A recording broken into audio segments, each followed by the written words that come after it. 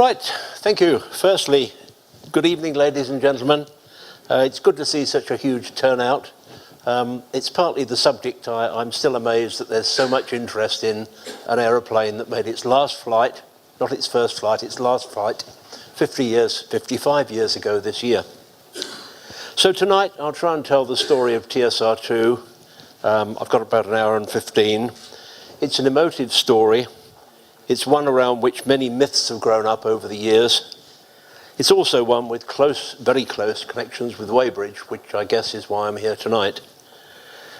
Consensus opinion is that the programme's cancellation in 1965 marked the start of a rundown in Britain's aircraft industry from which it never really recovered. Certainly, and perhaps inevitably, because of the programme's cost, TSR2 had its friends and its enemies in equal numbers. It soon became a political aeroplane, even if its origins were in a straightforward operational requirement. That operational requirement was issued in 1957, GOR 339, General Operational Requirement 339, a ministry requirement and wish list for a new aeroplane. This is XR222 at the War Museum at Duxford, one of two surviving airframes.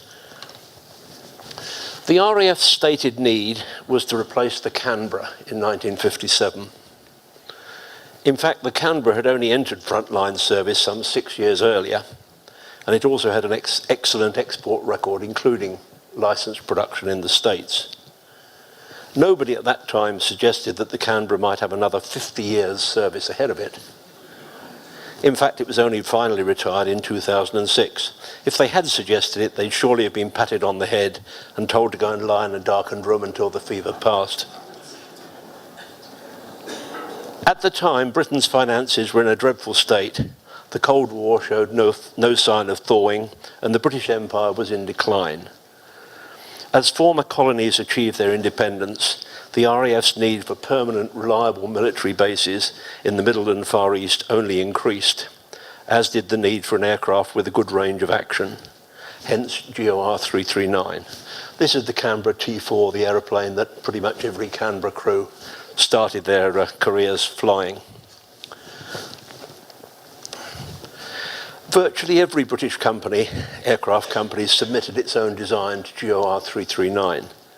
The requirements specified by the ministry were, to say the very least, ambitious.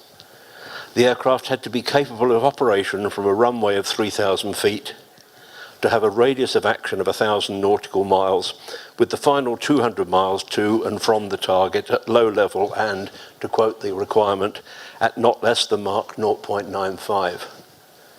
A supersonic dash capability at low level was deemed desirable, and weapons release was to be either by loft from low level labs or from medium level, all very demanding.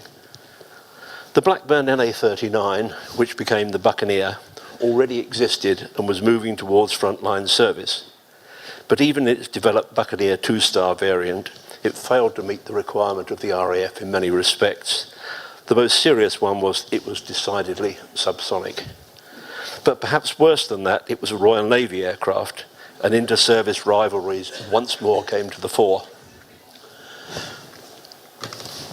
De Havilland's proposal, and this is a typical proposal to 339, envisaged a 2-seat aeroplane, mid-winged, with 2-podied engines and an internal bomb base sized to accommodate a single nuclear weapon. With a maximum overload weight of 60,000 pounds, it was capable of Mach 2 at altitude, but fell short on the required range. But I think what is significant is the aeroplane was relatively small. De Havilland recognised that the RAF's procurement budget was limited and that for any given sum, more aircraft could be put into service and thus give greater operational flexibility. Encouraged to think out of the box, even if that phrase didn't really come to fore that early, some designs that were proposed for 339 adopted a truly radical approach to meeting the requirement. This is the P17A, P17D proposal put forward by English Electric and Short. It had the strike aircraft, English Electric's P17A, which looks passably like TSR2 in its final form, being taken aloft on a vertical launch platform, that's Short's P-17D, powered by, wait for it, 56 Rolls-Royce RB108 engines. This would certainly have met the short field requirement, which was referred to at times as Mark II from a cabbage patch, but one wonders as to its practicality in service. Politics enter the story here, perhaps inevitably. The government of the day wanted to use GOR 339 to bring about the rationalisation of Britain's aircraft manufacturing companies, with the aim of creating two large groups. The two most promising designs to 339 were deemed to be English Electric's P-17A and Vickers Type 571, and the contract was awarded to those two companies on the condition of their merging into a larger group. The decision was announced on the 1st of January 1959 by the Ministry of Supply that the development of the aircraft would be, wait for it, undertaken jointly by Vickers Armstrongs and English Electric, the main contract being paced with Vickers Armstrongs for the work to be shared between the two companies on a 50-50 basis. Also, that a project team drawn from both companies would be established at Vickers Works at Weybridge. The aircraft would be designated TSR2 for tactical strike and reconnaissance, and, not everybody agrees on this, and Mark II.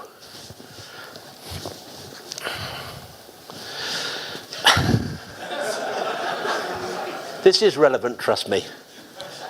People sometimes ask, what was TSR1?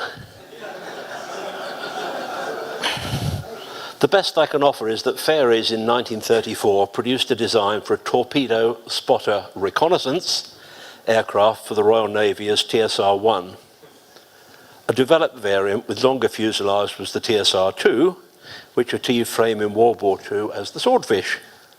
Anyway, that was an aside. Returning to the TSR2 in question, the desired, that's desired by the government, industry integration was announced early in 1960. English Electric, Vickers Armstrongs and Bristol, and later Hunting, would join to form the British Aircraft Corporation, BAC. So it was effectively BAC that formed later in 1960 that took on the TSR2 contract. Although never announced as such, an earlier agreement made by the government ensured that the engine for TSR2 would be supplied by Bristol Siddeley Engines. This was to reward the company's recent integration, Bristol Aero Engines and Armstrong Siddeley Motors, as Bristol Siddeley Engines, and to balance their workload against that of rivals, Rolls-Royce. A bit of local interest. In 1959, the Viscount airliner was still coming off the Vickers production lines, and the Vanguard was entering flight test. The VC-10 program was well underway, with the first flight programmed for a couple of years away. Studies continued on a short-haul jet, which would eventually crystallise as the 111, which would go on to have a sales success second only to that of the Viscount. On the other hand, Vickers' only recent military programs have been the Valiant V-bomber and the Scimitar shipborne fighter, the latter built at Supermarine's South Marston factory. The Weybridge factory was not short of work, although neither Vanguard nor VC-10 would see anything like the sales success of the Viscount. This is an early shot of a 111, British United, in a Weybridge hangar with TSR2 assembly underway at the other end. English Electric had factories at Accrington, Preston and Samlesbury, up north, and a well-developed flight test facility at Warton. Warton Airfield was well placed with access to a supersonic corridor down the Irish Sea and to low-level routes over the Lake District. Both of these would be of great benefit when TSR2 got into its flight test programme. It also had unrivaled, or at least unrivaled for a British manufacturer, experience of supersonic military aeroplanes, having developed the Mark II Lightning.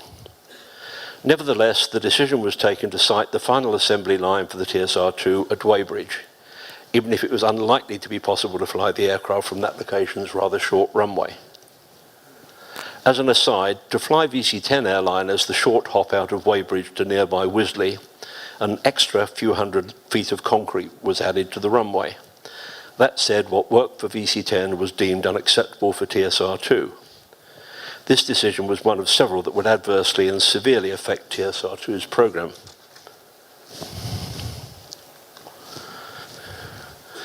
Despite the bullet point on this slide, the design adopted for the BAC TSR2 as built was much more than a simple fusion of Vickers Type 571 and English Electric's P17A. It incorporated some features of each design and some from elsewhere, and the aircraft started a seemingly inexorable growth in capability, weight, complexity, and, of course, cost. GOR 339, which had been issued in 4 drafts, was replaced in May 1959 by the more specific GOR 343. The 1957, this is an example, but the 1957 English Electric P17A envisaged a £70,000 aircraft capable of Mach 1.8. TSR2 ended up as a £110,000 aircraft capable of Mach 2.25. Vickers took on board the ever-increasing demands, yet still advised the Air Ministry that these would clearly increase costs and lengthen timescales. The project creep, I can only call it that, continued. Like Topsy, TSR2 just grew. The revised GOR 343 was yet more demanding. Still, the most critical part was the short field requirement. This demanded a takeoff run of no more than 3,000 foot for the full 1,000 nautical mile radius sortie, and less than 3,000 foot for dispersed operation. The landing roll was required to be 1,800 feet, 1,800 feet on a wet surface with a 35-knot crosswind. This was difficult, if not impossible, to achieve on an aircraft as large as TSR2. The project creep, unfortunately, continued. This is the BAC advertisement in Flight Magazine's issue of the 7th of February 1963. Under the headline, TSR2 under construction, the text ran, "Now on the production line, TSR2 is being built into an advanced requirement which will result in the delivery to the Royal Air Force of the world's most flexible tactical strike reconnaissance weapons system." If it all worked as advertised, BAC would have an extremely advanced aeroplane on its hands.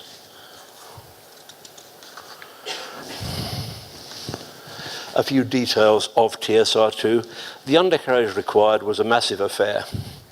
2 main gear bogies with twin wheels and large tyres to meet the grass field part of the requirement. Exactly how the undercarriage would retract became a major point of discussion within the design team during the early months of the project. The eventual decision, said to be the result of the insistence of Sir George Edwards, Executive Director of BAC, was that it should retract forwards. This would allow gravity and airflow to assist with its lowering in the emergency case. The nose gear was a more traditional twin wheel leg, which retracted rearwards.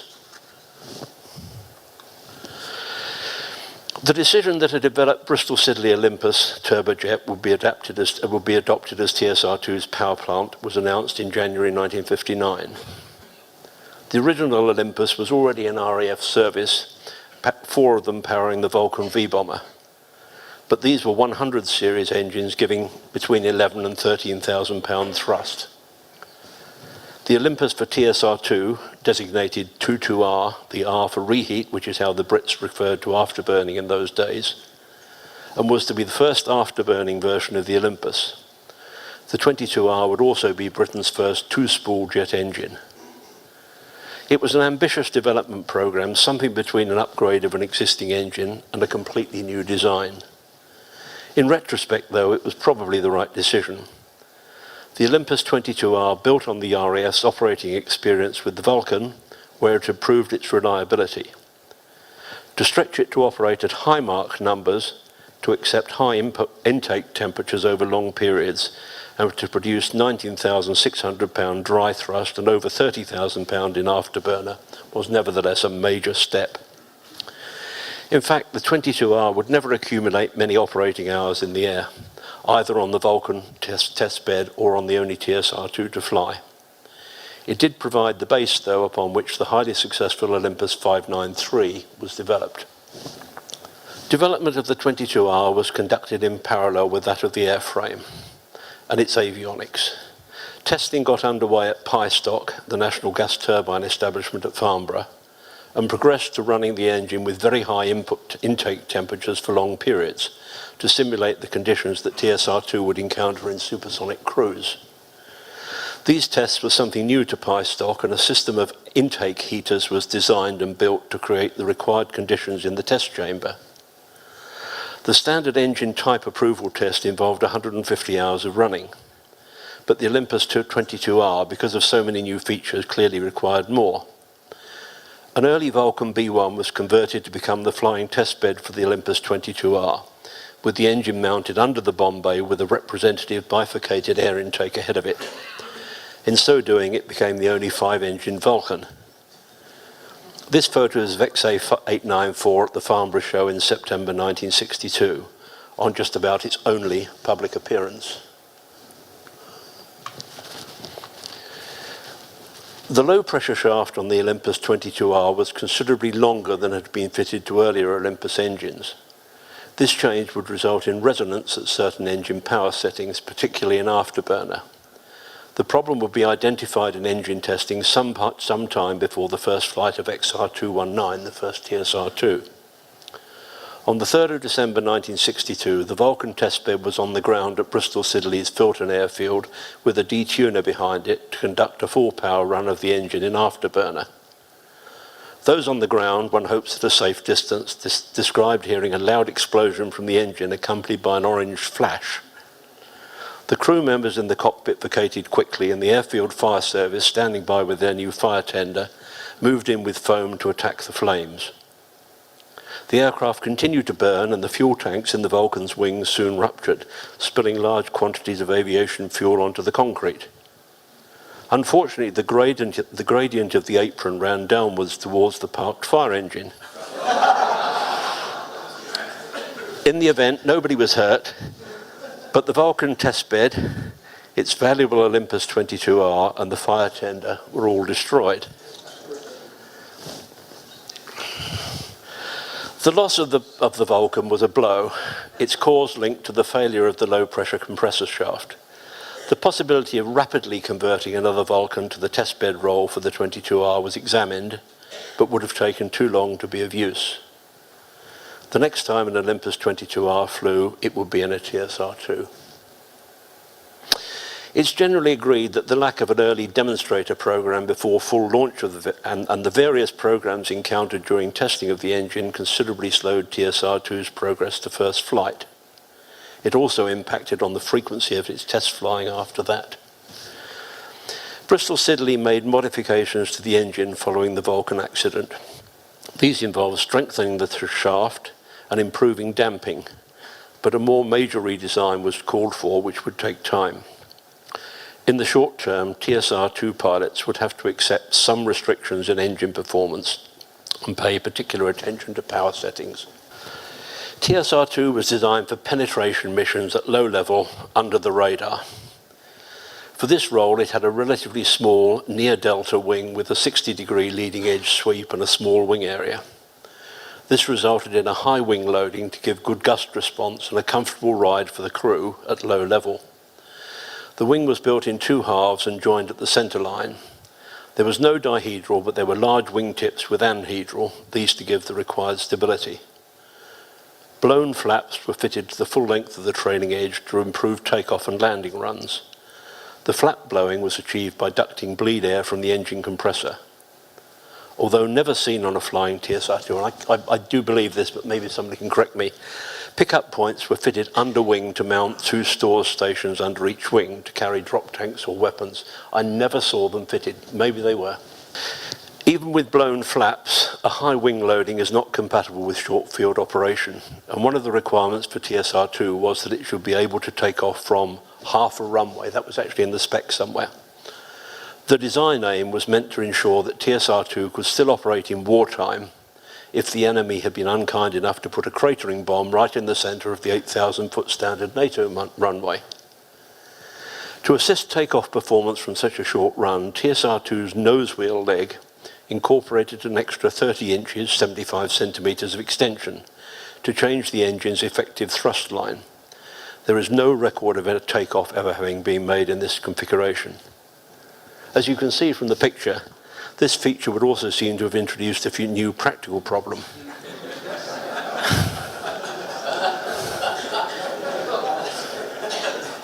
You've read my next line. With the full nose wheel extension, you might ask how the aircrew would use the ladder to climb into the cockpit. I say that's at Boscombe Down. It certainly is extended. I don't think it was ever trialled, but that would be part of the way they get out of the short field.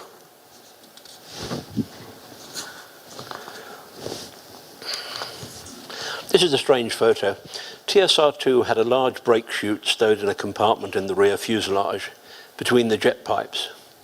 In order to stream it rapidly on touchdown and thus meet the landing distance requirement, the deployment sequence started by streaming a drogue chute of 6-foot diameter. This then dragged out the main chute. The main chute was reefed and initially deployed to a diameter of 16 feet, only opening to the full 28 feet when the airspeed had dropped below 135 knots. Early deployment of this two-stage parachute system was carried out on an Avro Shackleton at Farnborough. And I've always thought there's something gloriously incongruous about this photo. A strange mix of old and new, TSR2 parachute on a, not quite a World War II bomber, but something very clearly developed from it. To achieve TSR2's intended role of low-level strike attack, a new generation of avionics systems needed to be developed. Ferranti was tasked with developing the inertial navigation system, the forward-looking radar, and the moving map display. Decker was contracted to produce the Doppler radar. The terrain-following radar depended for its basic input on the forward-looking radar, whose returns continually provided the terrain-following computer with the shape of the terrain ahead in terms of range and angle.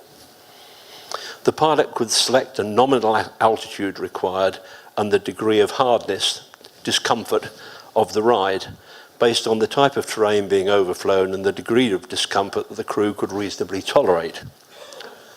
These were groundbreaking developments, and effective and reliable terrain-following equipment was essential for TSR2 to perform its role against a likely enemy who had increasingly effective surface-to-air missiles. One of the design requirements for the terrain-following equipment was that, in the case of equipment failure, only up signals were transmitted to the flight control system. A formal contract for the production of a development batch. There were no prototypes. The first aircraft was the first development aircraft. Of 9 TSR2s, XR219 to 227 was awarded in July 1960. For whatever reason, I'll not pursue this one here, Vickers men held most of the major positions on the TSR2 program. Put simply, the agreement was that Vickers would build, assemble, integrate everything to do with the forward fuselage, the bomb bay, and the undercarriage. English Electric was responsible for all the rest of the airframe. Effective design authority, though, although shared, it was probably more with Vickers than it was up north. Committees abounded, ministry committees. A wonderful comment made to me, I recorded this, came from somebody who lived through it. He said, there was no proper integration within the ministry, of course. This business of going to cockpit meetings with 60 people there. And just when you thought you'd got agreement, then somebody from an MOD department would stand up and say he wasn't happy with the colour of the light bulbs. It was ridiculous. These sort of things plagued such meetings when representatives of departments with expertise in the engine bay, rather than the cockpit, got themselves involved in crew station matters.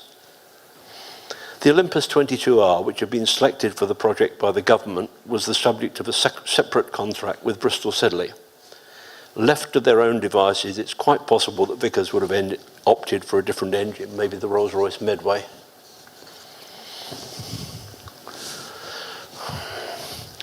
Here, a four-body is joined to the centre fuselage at Weybridge. I have to say that I cannot guarantee that the airframe involved is XR219. It may be. And so, everything seems set for a first flight in mid-1963. Yes, mid-1963. Only now can the story be told. It was in late 1963, I think it was that date, it was a long time ago, that an aviation society to which I belonged organised a coach trip to BA's C factory at Weybridge to see the VC-10 in production. There were probably 50 or so of us on the coach. As we arrived at the Weybridge main gate, a cheery security guard asked, just for the record, "None of you got any cameras, have you?" Well, every one of us had, and some had more than one.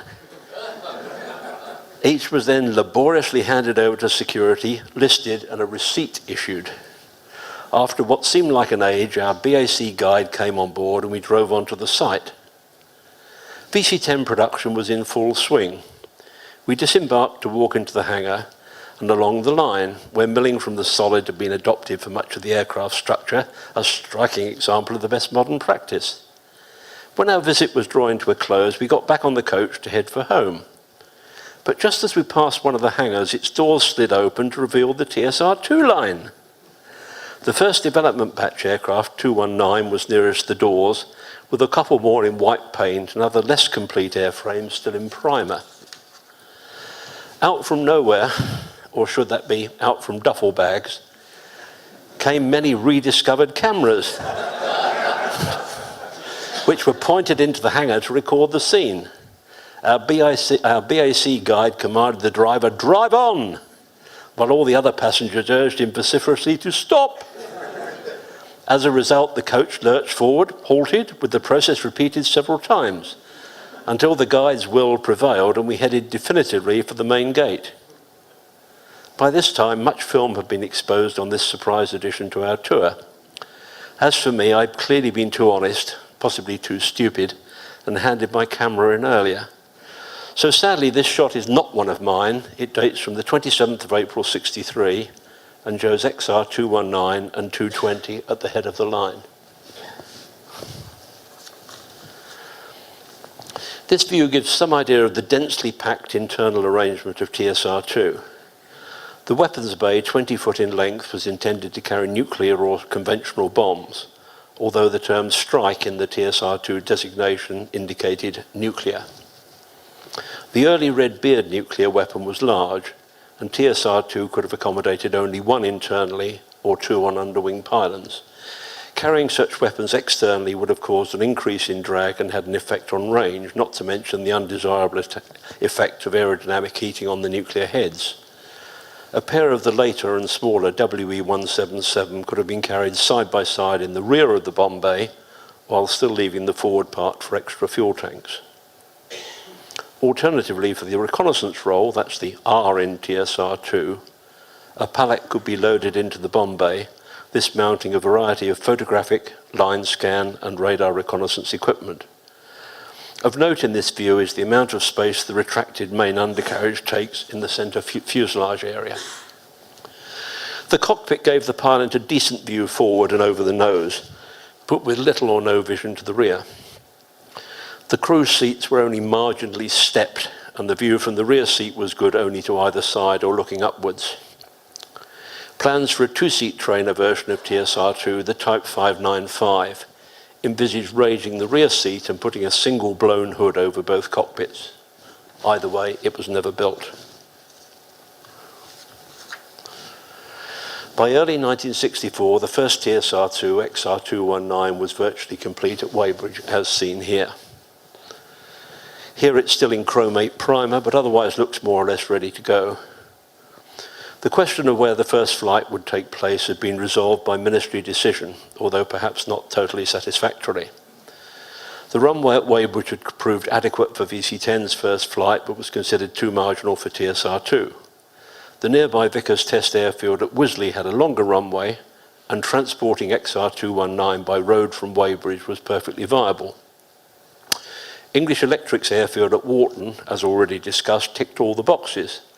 It had a good runway, an active flight test department, and established flight test corridors suitable for TSR2. So, faced between Weybridge, Wisley, and Wharton, which airfield did they choose? None of the above. The decision had already been made sometime previously that at least the first few development batch TSR2s would be flight tested at the Ministry Airfield at Boscombe Down on Salisbury Plain.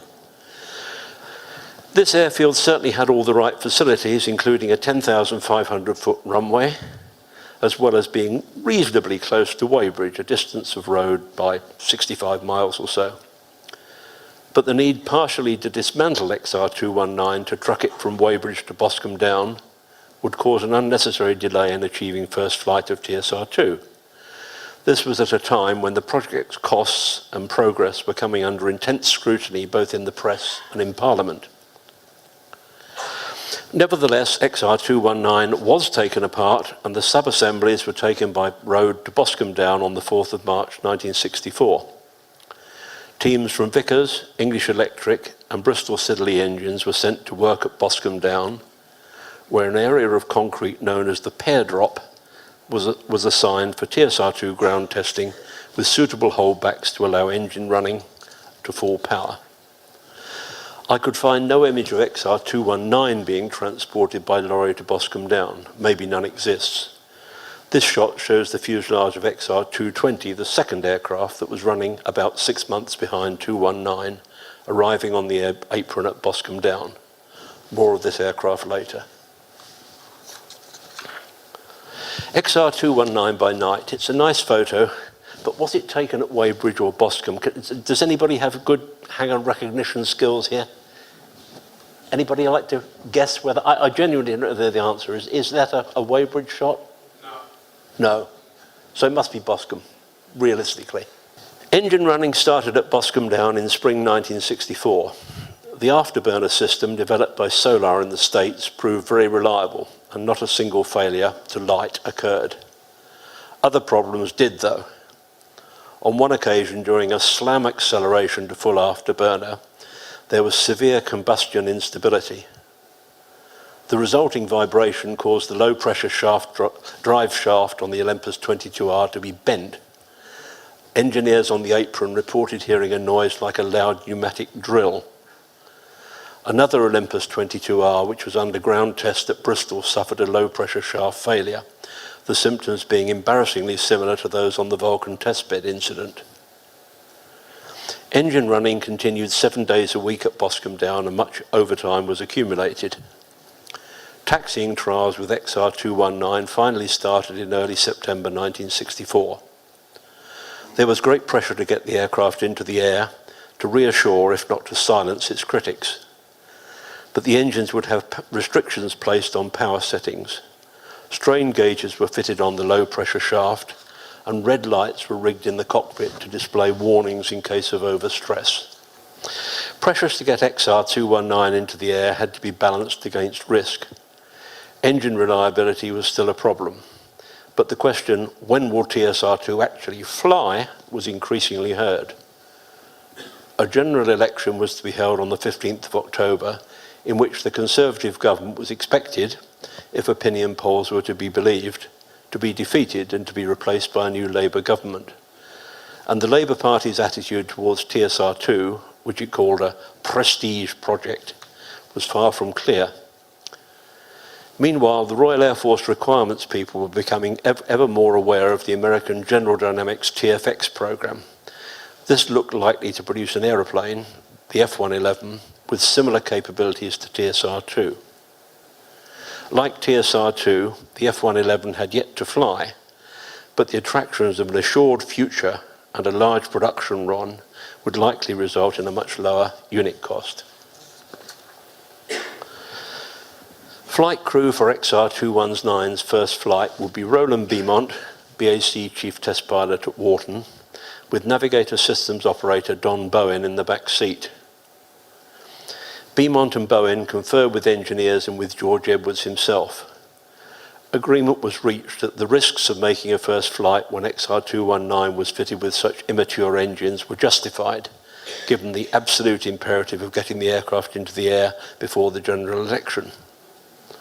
The two installed Olympus 22R engines were signed off by Bristol Siddeley Engines on the 27th of September for just a single flight. This shot shows Roland Beaumont third from left, Navigator Don Bowen at extreme right. As an aside, only 6 people ever flew TSR2, 3 pilots, 3 navigators. All 3 pilots are seen here, with Jimmy Dell at left and next to him Don Knight. Before XR219 would fly, there was another major event that would affect the program. It too happened at Boscombe Down.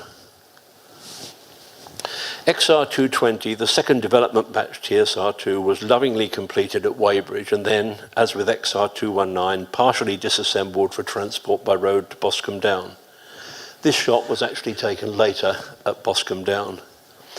As an aside, XR220 is instantly recognisable from 219 by the addition of a camera fairing, which is there's an arrow pointing at it, on the side of the intake duct. This was intended to film stores separations when they got to that stage of testing. Anyway, the lorry with XR220's fuselage arrived at Boscombe Down on the 9th of September 1964. Having passed through the no doubt tight security at the gate, it drove onto the apron in front of the hangars. The driver was reversing his trailer when it happened. I have a good friend, sadly now a good late friend, who actually saw it happen. He told me, "I was in my office on the first floor when I watched the truck arrive. I turned to speak to my secretary. I turned back and I can remember saying," and here, if any of you remember the Goon Show and Blue Bottle, at this point he put on his best Blue Bottle voice to make the point, "Oh, it's fallen off the lorry."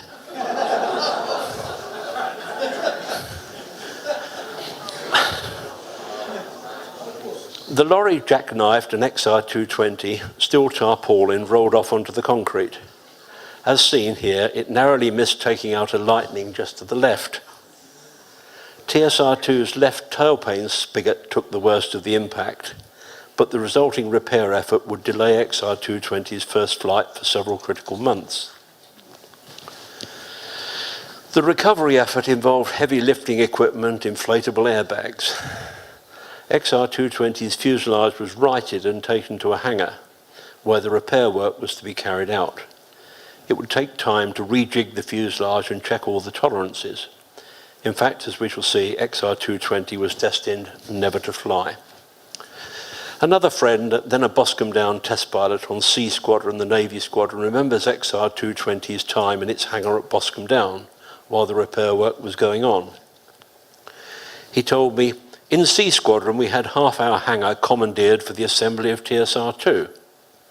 A temporary wall had been constructed to divide the hangar into two, each half with its own doors. Security there was naturally high.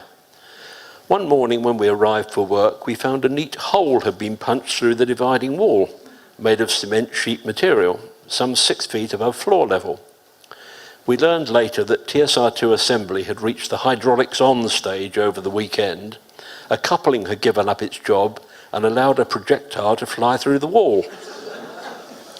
In the best Navy tradition, some wit had pushed a stepladder against the wall on our side, ringed the 6-inch diameter hole and added a caption, 'TSR2 assembly, progress viewing.'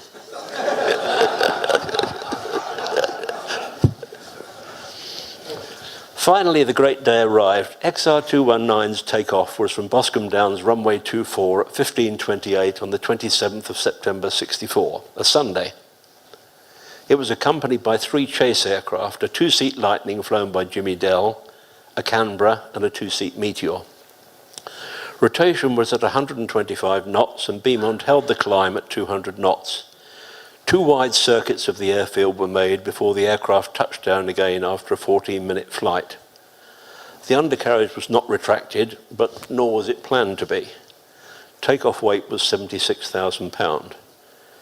Everything went according to plan, although Beaumont's flight test report did note, on touchdown, a lateral judder was felt through the main undercarriage units, which lasted some 2 to 3 seconds.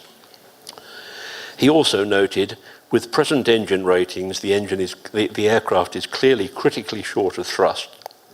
This situation is likely to dictate the rate of flight development. So the first flight had been achieved 3 weeks before the date of the general election. That said, it had sadly taken 2 weeks after the last day of the 1964 Farnborough show. That had been planned as TSR2's public debut. Just a nice shot taken from the Meteor overhead Boscombe Down.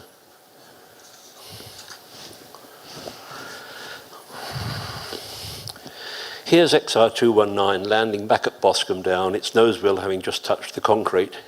while the Canberra chase plane passes overhead. Beaumont and Bowen were both highly positive about the aircraft's performance in the post-flight press conference held later that Sunday afternoon. Beaumont noted that TSR2 could be flown safely by any moderately experienced pilot qualified on Lightning or similar aircraft. He was less happy, I'm told by someone who was there that day, when he got back to the reception area to find that members of the press had eaten all the sandwiches. Through the summer of 1964, XR219 had been a great attraction for people who lived locally to Boscombe Down Airfield. The Jungle Telegraph, which was quite good, gave information about when TSR2 was about to fly or go for a taxi run, and there was a large turnout around the fence for the first flight. As ever, cameras were strictly forbidden, but appeared out of nowhere when the aircraft took off and when it returned to land. As I say, all had gone well, but the second flight did not take place for another 2 months. It was not until the last day of December, 31st December 64, that XR219 made its second flight. The intervening weeks were made use of to change both engines, while Bristol Siddeley Engines and the National Gas Turbine Establishment investigated the 22-hour shaft failures that were so impacting flight testing. The cause was an excitation of the low-pressure shaft, giving rise to huge stresses and sometimes to failure, the bell mode vibration problem. Until a long-term solution could be designed and implemented, limitations were placed on the engines for the coming flights, and indeed these limitations would continue right to the end of the test program. Here, XR219 is seen on its second flight. A contemporary press photograph, which was used in various magazines, one of the captions said that it looked like a startled waterfowl. And I must admit, I think that's a very good analogy. During this flight, a severe vibration in the port engine caused Beaumont extreme difficulties, although Bowen, some feet behind him, felt absolutely nothing. With the undercarriage kept extended throughout the flight, Beaumont burnt off fuel to get to landing weight before landing back at Boscombe Down. More was to come. During the landing roll, extreme undercarriage vibration was encountered, much as on the first flight. So, by the end of 1964, TSR2 XR219 had flown twice. Both flights had been reasonably successful, but XR220, which had been due to fly in November, had yet to take to the air, and the whole program really needed some good news. XR219's third and fourth flights took place in early January 65, still with the undercarriage extended throughout. It was on Flight 5 that the first attempt was made to retract the undercarriage. Unfortunately, the port main gear did not rotate correctly and the leg did not retract fully. Beaumont tried extending the gear again. This time the starboard undercarriage extended, but its bogie did not rotate correctly. At this point he had both main gears extended, with the front wheel neatly stacked above the rear one on both sides. Beaumont, Bowen and the engineers on the ground conversed while the aircraft orbited. Ejection might have been the safe route, but Beaumont decided to attempt a landing in the hope that the gentle touchdown would cause the bogie and wheels to rotate to the correct position. Bowen, in the rear seat, elected to stay with him. In the event, the gentlest of landings was made, the bogies rotated and all ended well. XR219 flew during the winter of 64-65. 7 flights in January, 7 in February, 8 in March. Here, XR219 is seen on final approach to Boscombe Down with snow on the ground. You may have noticed, if you look carefully, that the main undercarriage bogies are still not correctly aligned, or indeed not even symmetrical. Meanwhile, at Boscombe Down, XR220's rebuild was on its way to completion, although the start of engine running prior to its first flight was delayed by the non-availability of engines. Jimmy Dell was pilot on flight number 6. It had always been the intention that Beaumont would make the first half-dozen flights before handing over to Dell. Dell would go on to become the highest time pilot on the TSR2 program. making 12 flights and totaling 7 hours 52 in the air. On landing, Dell experienced the undercarriage vibration problem. He recalls, "The undercarriage was very flexible, and of course you were in this long nose and you were going from one side to the other. Only for about 3 or 4 cycles, but initially when it happens, you wonder what the hell is going to happen next, and whether the whole thing is going to disintegrate about your ears." Dell also recalls of TSR2's cockpit, "When you're strapped in, it's got such a long fuselage, you can't see anything of the aircraft. There was no rear view. We had rear view mirrors, so most of your view was out of the front. You had a super view forward because the nose slopes down very sharply. So it was particularly good for the high-speed, low-level flying for which it was primarily designed." Sadly, Jimmy Dell died early in 2008. Blue skies ahead? Well, maybe. Modifications made by BAC led to an easing of the undercarriage's retraction problems, even if they didn't solve them completely. On Flight 10, successful retraction and extension were finally achieved in the air. This gave Beaumont, flight pilot for that flight, the chance to take XR219 to higher speeds, and he made several passes overhead Boscombe Down at low level and 450 knots. TSR2 proved a very stable platform. Finally, just maybe, the tide seemed to be turning in TSR2's favour. The TSR2 story inevitably has its political angles. It was a political aeroplane. It's not something I want to dwell on here, but perhaps it's important in the whole TSR2 story to recall where the political parties stood on the programme. The previous Conservative government had been a supporter of TSR2, at least in principle, although it was becoming increasingly horrified at its cost.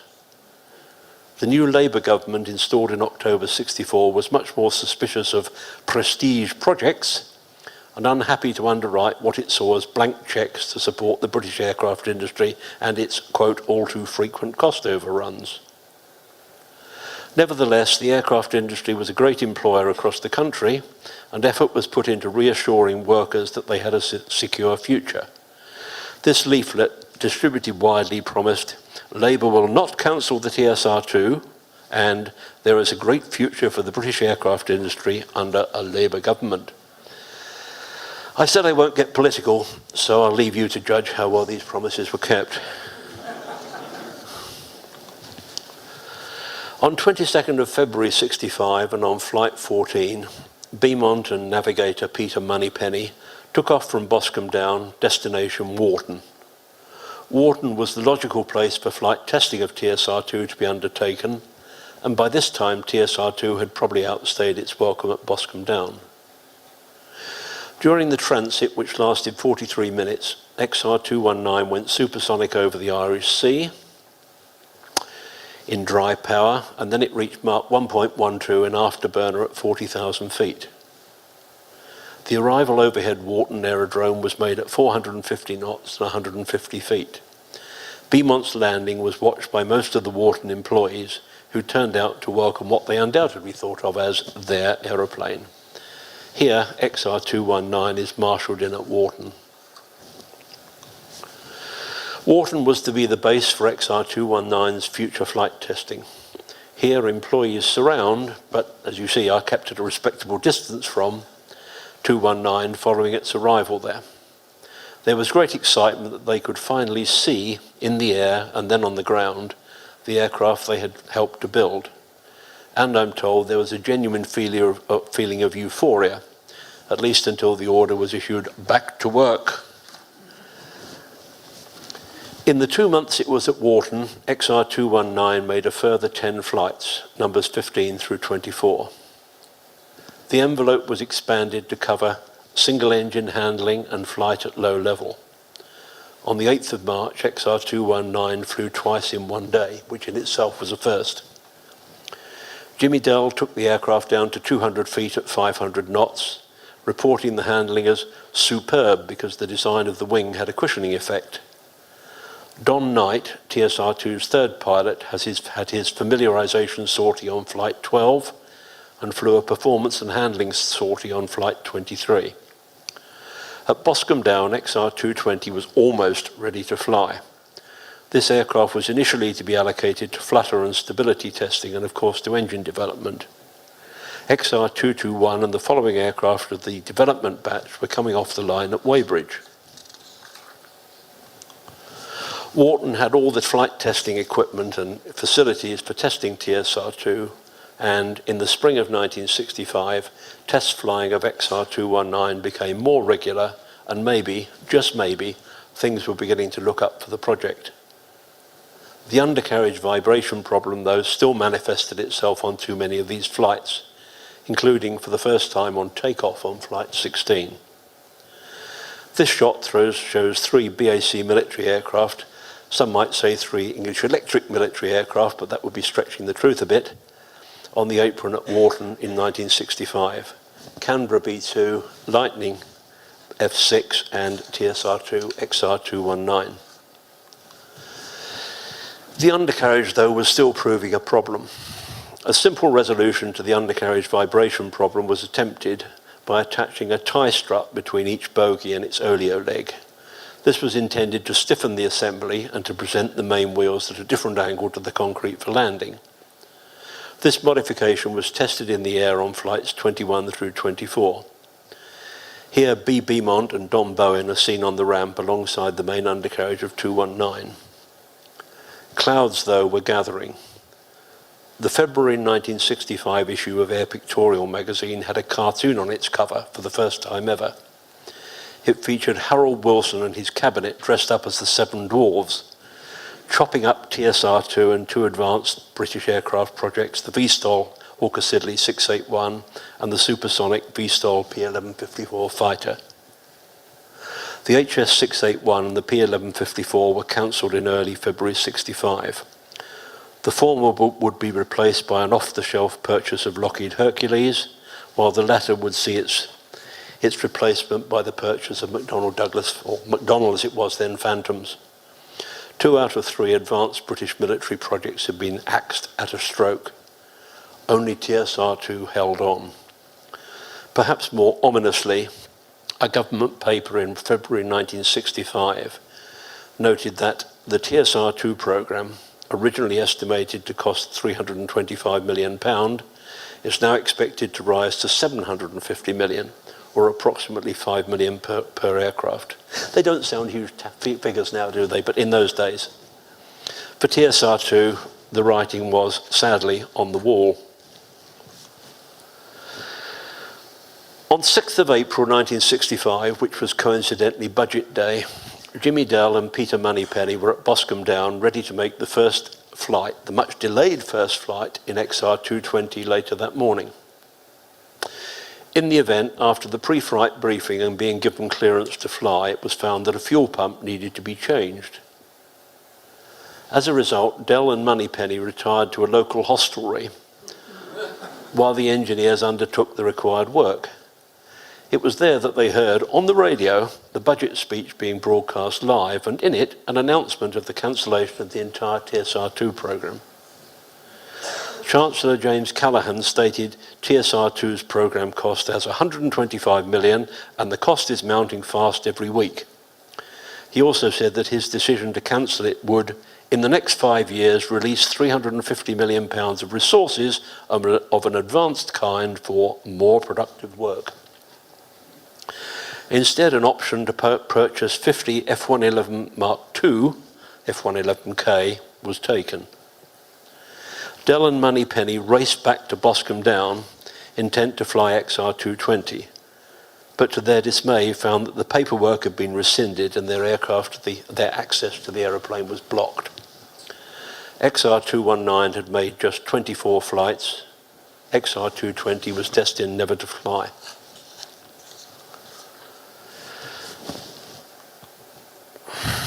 Cancellation on the 6th of April 65 could not have come as a great surprise to anybody on the project, or to anyone who appreciated the depth of this country's financial predicament. The government believed that a robust decision to scrap TSR2 would signal to the world its seriousness to do whatever was necessary to tackle the financial problem, and in particular the balance of payments. Nevertheless, the statement that cancelling the TSR2 programme would release and this is the quote, many highly skilled designers, engineers and skilled workers of various kinds, seems in retrospect a tad naive. TSR2 represented the pinnacle of British military aircraft design. Seeing the programme through to completion would have given the RAF an aircraft of unrivaled capability. Yet to some extent, TSR2 had been its own worst enemy. There had been an inexorable increase in costs, a slippage in dates, remember first flight planned for late 1963, and even perhaps a lessening of support from its only customer, the Royal Air Force. Production at the time of cancellation was proceeding at a pace. This is XR225, the 7th aircraft of the development batch at Samlesbury. There's no denying, though, that only one aircraft had flown and that it had achieved only 24 flights. While the quoted unit cost of TSR2 does not appear that high by today's standards, the likely production run would have been uneconomically small. For the RAF, 100 aircraft is very much at the upper end of estimates. TSR2's unit costs could have been reduced and the programme's stability immeasurably improved had there been an export customer. Australia might well have been that customer. In 1963, an Australian delegation had evaluated, under their Air Staff Requirement 36, a variety of long-range strike and reconnaissance aircraft to replace their Canberras. With a long tradition of buying British aircraft, they found TSR2 met the requirement in almost every respect, and an order for 24 aircraft was soon under negotiation. However, after a subsequent visit to the UK to see for themselves progress made, they returned home with the distinct impression that TSR2's support, even in Britain, was only lukewarm. This was underlined during a meeting with Lord Louis Mountbatten, Britain's Chief of the Defence Staff, but very much a Royal Navy man. He reputedly told them that TSR2 was unlikely ever to enter RAF service and that Buccaneers would be purchased instead. You might ask, with friends like Mountbatten, who needs enemies? Australian worries were further compounded by the fact that the RAF itself had not yet ordered a production batch of TSR2s. On the 24th of October 1963, the Royal Australian Air Force announced an order for 24 F-111s. Although not recognised as such at the time, this was clearly an early nail in TSR2's coffin. This shot shows F-111Cs at Amberley, Queensland in 1975. The type served the Australian Air Force until 2010. The RAF had great plans for TSR2. Although named for tactical, and that's the big word, tactical strike and reconnaissance, TSR2's radius of action and its ability to refuel in flight gave it a near-strategic capability. The Vulcan B-2, perhaps the finest of the RAF's V-bombers, had come to the end of its production run. With advances in Soviet missile technology, its survivability, if it had to deliver a nuclear weapon into the Soviet Union, was at least debatable. The Blue Steel standoff missile, with a range of 100 miles, had increased the Vulcan's ability to penetrate Soviet defences, and the Vulcan had been re-rolled to low level to avoid radar detection, but it was very much a short-term solution. TSR2's supersonic at altitude and with excellent high-speed terrain-following capability would have provided a formidable aircraft for the strike role. Without TSR2 or a similar aircraft, the RAF would lose any semblance of a strategic nuclear strike capability, or indeed any realistic east of Suez capability. In recent years, while researching TSR2, I've spoken to various people in the RAF's requirement planning, and I have the distinction that the RAF was actually expecting TSR2's cancellation, and that perhaps it wasn't that worried about it. The RAF had been keeping very close to developments with the American F-111 programme, and on the quiet, the government had negotiated an option to buy 50 F-111s for the RAF. The bargain basement price negotiated is reputed to have been £2.1 million a copy. General Dynamics promised that the F-111 would go further and faster than TSR2. But the real attraction to the RAF was that it had confidence that the American program would actually be seen through to fruition. Once program cancellation had been announced, there was an almost indecent haste to destroy evidence of its existence.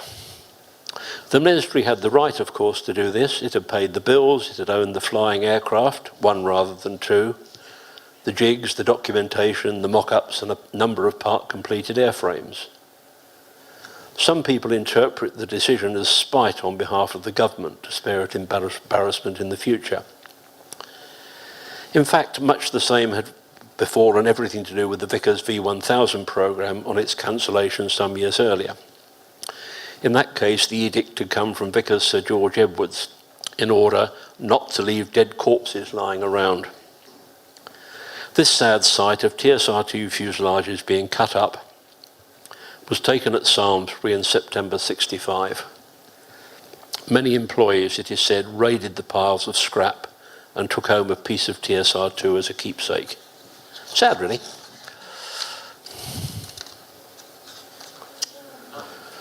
This is the mock-up being burnt at Warton on the 30th of June '65, a sad sight and surely a tragic one for those who'd spent up to 5 years working on the project. But the destruction was not total. 2 near-complete TSR2s did survive to this day in museums,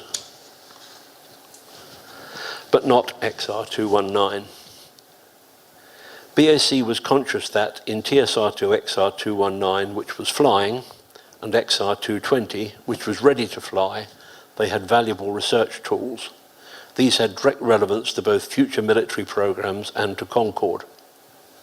They therefore proposed to the government a limited programme of research flying with TSR2. The government, though, was having none of it. It made known that any attempt to pursue the idea might impact negotiations on compensation payments negotiated in respect of the programme's cancellation. XR219 was the most emotive airframe. The ministry found a neat solution to get it away from public view by trucking it, along with XR221 and 223, to the proof and experimental establishment at Shoebury-Ness. Here, well out of public view on the Essex coastline, it was used as a range target. There was hope in some circles that this aircraft was far too important simply to be shot at, and that the government employees on the range would, on the quiet, keep it safe. Sadly, this was not the case, and all 3 airframes were reduced to tangled pieces of metal over a period of time. This is 219 at Shoebury-Ness, a historic aircraft if ever there was one. You see the undercarriage sticking up into the air.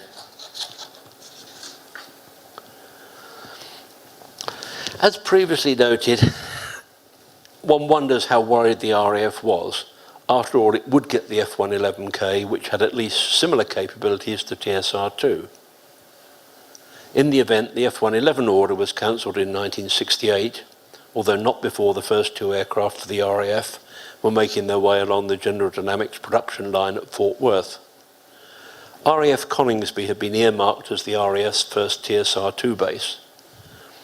Following TSR2's cancellation, it was then designated as the RAF's first F111 base. In fact, it would never see either aircraft.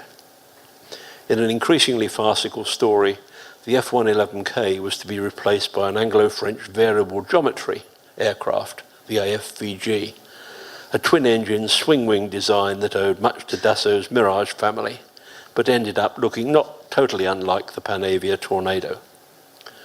This project, though, fell apart in summer 1967 in disagreement over work share and project leadership. If nothing else, this unhappy episode underlined the joys and the challenges of working with the French.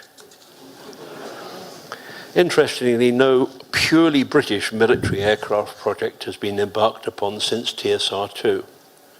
Jaguar, Tornado and Typhoon have all been multinational. And as we all know, multinational programs spread the development cost over a larger production run, as well as being more difficult to cancel.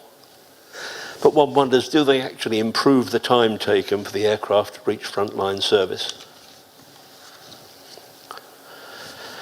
Only in 1982, when the first Panavia Tornado arrived on the front line, would the RAF have an aircraft with anything like the same capability as TSR2. and even then Tornado did not have a comparable unrefueled range. This photo is of a tactical weapons conversion unit Tornado taken in 1986. Opinions differ as to how successful TSR2 might have proved in RAF service, and indeed when it might have entered RAF service. On the latter point, I don't believe it would have made it to the front line until maybe 1974, maybe 1975. Despite the problems with the undercarriage and the engine, TSR2 acquitted itself well in the 24 flights it made. There seems little doubt that these problems could have been resolved, albeit at a cost. XR219 was very much an aerodynamic test airframe with few of TSR2's advanced avionics installed, or indeed even available at the start of the flight test program. Thus, to call TSR2 a world beater is possibly an overconfident statement, bearing in mind how relatively immature the aircraft was at the time of its cancellation. But then a world beater it might certainly have become. I talked to Jimmy Dell at Duxford in 2005. I asked him when he thought TSR2 would have entered RAF service. He said probably mid-70s. It would have had to undergo so many tests to satisfy so many people. I was anxious to try and get the Americans to have a trip in it because they came across to look at it, but politics stepped in and they weren't allowed to fly it. I think they would have been very impressed with the performance at that stage. Jimmy Dell was extremely positive on the program. Oh, it was without doubt a world beater. There wasn't another aircraft that would meet the flying specifications and do it so well. And that was at the very early stages in the program, which is quite remarkable.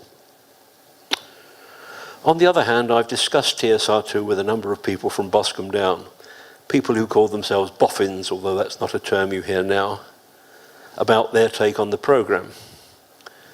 The general opinion and the most frequently expressed view seems to be that the airframe and the engines were doing well and that any problems could have been resolved, but that the avionics might well have been lagging years behind and might have delayed TSR2's entry into service.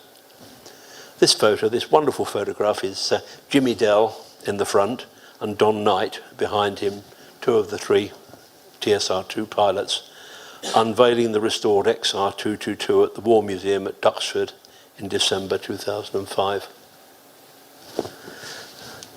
He pulls the string and the cockpit cover comes off. So what is left of TSR2? Well, certainly not XR219. As far as I know, there's absolutely nothing of that.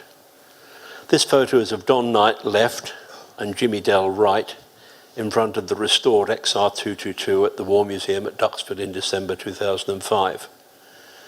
This aircraft, the fourth in the development batch, was not complete at the time of the program cancellation, but somehow it escaped the scrapman and avoided the ignominy of having things fired at it at Shoeburyness.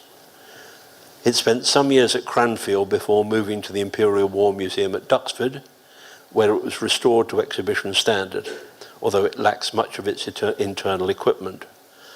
Following its restoration, it was towed out from what they now call the Conservation in Action hangar onto the concrete apron on 16th of December 2005, pausing for just a couple of hours to allow the official unveiling and some photography.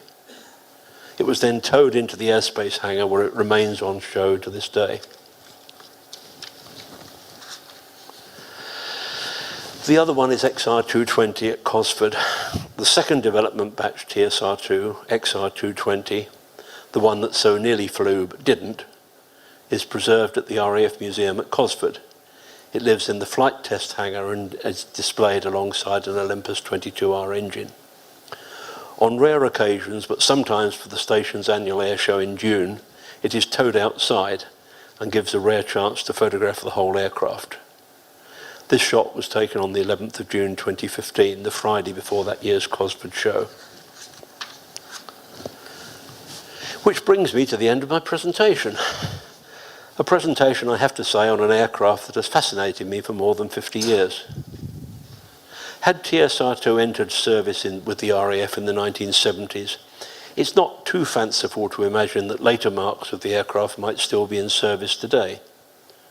Certainly there would have been far less need for the Tornado, while Britain's aircraft might have maintained that capability and the all-important self-belief to continue to go it alone on military aviation projects.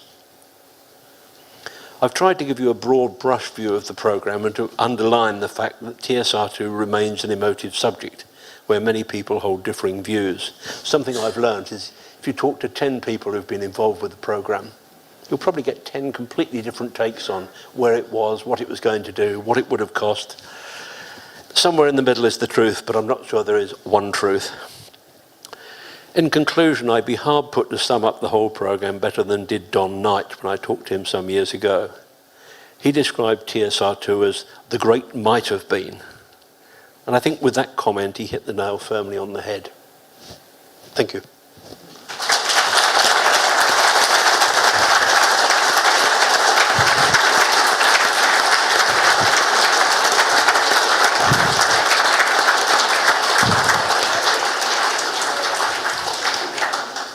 Denis, I think we're all in awe of your forensic analysis of the story, the sad story. Yes. You've held us for 75 minutes. Almost exactly. Well done, you. Completely absorbing. And, you know, it's hard to think that you could have packed any more in. But we have a Q&A session now. Right. And so amongst us, I'm sure, are people who've done worked on TSR2, or have historical information and questions they'd like to put to Denis, and this will be your opportunity. So are there any questions? Thanks very much for your very interesting summary of the whole thing. The concentration obviously was a lot on airframe and the engine side.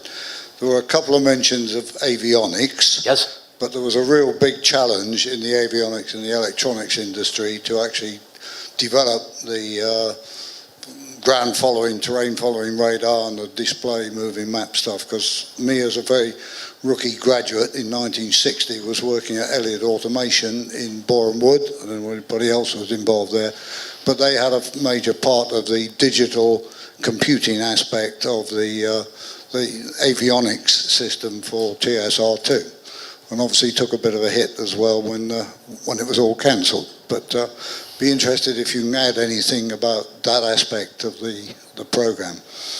Only second hand. If I could turn the question around, do you feel that avionic development was sort of keeping up with airframe development and engine development? I wasn't personally closely involved with it at the time, but they were struggling to move from, I think, what was all aircraft control systems were largely analog driven in those days, and the whole thing required it to move to a digital kind of solution. And that was the big challenge, finding a small enough, fast enough digital computing system that would actually drive this thing. Yeah? Thank you. Can you hang on just a moment, sir, so I can just bring... Before the age of silicon, so the fact that they had two large computers, massive things, storage, 4K of each one.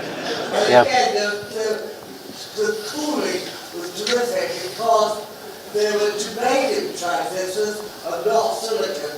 It really was quite something. Another comment you made at the end was, we often knew Tornado is TSR2 without the range. In fact, the whole of the avionics for Tornado was based on the TSR2 system, and a lot of the people in industry and the government who worked on TSR2 then used their experience on Tornado. I think that's a very fair point, and I think also that the engine development work done on the 22R was probably very valuable, and indeed sharing the cost on the 593 for the Concorde. I think there are various things that were learnt from TSR2 and were inherited from TSR2, but whether it represented good value for money, it's very difficult to say at this stage. Right, Denis, thank you very much for filling in a lot of gaps for me, because as an 18-year-old apprentice working on the TSR2 the day they scrapped it, it's got some pretty horrible memories. I even took part as an apprentice, which was illegal at the time, on the Save the TSR2 march, which went through, I believe, from outside the Houses of Parliament to Speaker's Corner a week or two before. But the way you described it, the way it was destroyed, was absolutely unbelievable. As an apprentice, I turned in to work was told by the apprentice supervisors, put your toolboxes over there and go to the apprentice training school. All subcontractors, which I guess was the English electric guys, you're getting paid down here till 4 o'clock and you're not getting paid any more after that. The Vickers guys were told, just hang around here, we'll find you somewhere to go. It might not be today, it might not be next week. And that's how they did it. It was as simple as that. Were you expecting cancellation, honestly? Yeah, I believe we fought the battle, or the trade unions fought the battle, but I think it was a bit of a loser. I mean, I was actually working on undercarriages in there. I mean, I've never seen so many people. I believe it was Dunlop produced the wheels, and I've never seen so many bearings changed and things like that. But as I say, I was just a dog's body, the boy who pumped the wheels, and the undercarriage went up and everything like that at the time. But it's pretty horrible memories. Did you stay with the company after TSR2? I stayed till I finished my time, and then obviously with the VC10 suffering the same fate as the TSR2 was suffering, I went to British Airways and BEA, and then did 30 years there. Okay. Okay, thank you. Thank you. I don't really want to ask a question. I'd just like to add to what the previous speaker said. I was working as an ex-apprentice in the TSR2 office on the afternoon of the cancellation. I can remember now the rattle as the subbies put down their pencils. I picked up my slide rule and ran back to the civil office. The next morning, the scrappy was out there cutting things up. It was a very, very sad time. One that I think a lot of us will never forget who were involved in it. For various reasons, I took lunch with the ladies the group of ladies who were secretaries and PAs to the directors, and I had it on their assurance that the directors were not sure when it was actually going to happen. And were somewhat taken aback when it preceded the budget as it did. This is a follow-on from the very first question, rather on the avionics. And you mentioned the forward-looking radar. What about the sideways-looking radar? Yes. Okay, because my connection with this is I was with originally the War Office, came to the Ministry of Defence, and then I got involved with developing a moving map, in quotes, map display in the navigator's cockpit as to how he would know where he was going. As a forward-looking radar, you can't navigate by that. You had to look out the side. And all he had was radar images either side. I mean, there was some amazingly advanced equipment going into TSR2. The question is really, was it sort of over-specified for what the RAF could actually afford? Not for what it wanted, but for what it could afford. Yeah, but to fly at the speed that it would, around about Mach 1, at heights between 50 foot and, say, 500 feet, you do need some help in navigating. And it was pretty much an all-British effort, wasn't it, on the avionics side? What I was involved with was developing an in the cockpit, navigator's cockpit, display of what he should be seeing on his radar screen. And what does that involve? That involved, from my point of view, it was Official Secrets Act and all sorts of things, but painting, literally painting, in black, white through black and millions of shades of grey is what you get on a radar picture of what the radar return would look like. Okay? But he would know what was coming, because this would move through. And the way we did it was, I had to do it, was interpreting very, very high level aerial photography, in fact, taken from satellites. These are American photographs. The quality of the film, which was the real secret, was the quality of the actual film. I've seen pictures where they demonstrate it. You can read a number plate in Moscow. Now that's impressive. Right? Thank you. This question is purely the point of view. Had the TSR2 been an American design, would they have binned it? There's an impossible one, yes. You think so? I don't know. I don't know. Even though, well, okay, it was an amazing piece of machinery, and the Americans do actually quite well building amazing machinery. But the TSR2 was binned for politics, isn't it? I think. But had it been American design, that thing would have flown, I think. That's my opinion. I think yes. I mean, you'd have to throw money at the programme to sort of get it back on track in the way that the Americans do, or do if they want to. I'm not sure it would have been done in this country, but Okay, fine. there was nothing inherently unsolvable in the design as far as I can see. Apart from money, yes, that's right. And a ridiculously small production run, which probably wouldn't have gone into 3 figures. I just want to follow up on the gentleman who just asked the question about whether the Americans would have binned it or not. My uncle worked on the Blue Streak rocket program up in Cumbria. And at the time, the Americans were spending 10 times the amount the British were spending. Yet we got Blue Streak to fly. But again, that was cancelled in lieu of Concorde. My follow-up question really is about the operational use of it. That would it have replaced the Vulcan, is the first question. And had it done so, would it have been able to achieve the Black Buck raids on Port Stanley? I don't think the RAF could ever say that the TSR2 was intended to replace the Vulcan, but I think there was a strong feeling that it was their last chance at having a strategic bomber. There were various plans for putting missiles under it and goodness knows what. But no, it wasn't a long-range aircraft in the Vulcan's sense, I suppose, so I doubt it would have been seen in the South Atlantic.